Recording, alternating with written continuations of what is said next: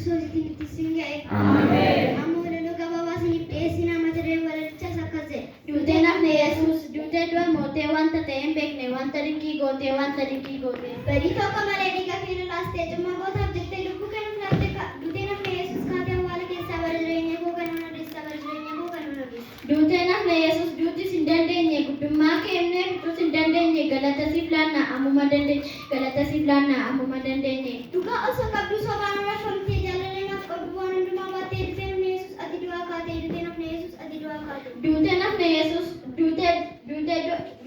duutii humna qabu isin immoo sodaatee guyyaa sadi bultee boolla keessaa kaatee iddoo nuuf qopheessuuf waaqattee ol baatee dhiphinni kee Yesuus jireenya nuuf laate. Ajaba ajaa'ibaa hojiin kee gooftaa koo cubbuu kiyya baattee duuteetta qooda koo lubbuu koo fayyiftee na qulqulleeffette seenaan dagatamne na keessa kaawwatte seenaan dagatamne na keessa. Wanta dinqisiisaa eenyullee hin goone namni namaaf jedhee tasa kan hin taane anaaf nama taate sanaa nama guutu naaf duuta Yesuus koo maqaan kee ulfaatu naaf duuta Yesuus koo maqaan kee ulfaatu. Dinqii ta'e hin beekne barbaadullee na barbaadu buutellee yaadillee waan biraa maal jedhu ofuudhillee waan biraa maal jedhu ofuudhillee. Yesuus koo ulfaadhu baruma baraanii tolaan na jaallattee kan keetti galanni si maleen jajatu kan kiyyaarra si maleen jajatu kan kiyyaarra. Maashaan qaama kiyyaa almaa kee odeessaa si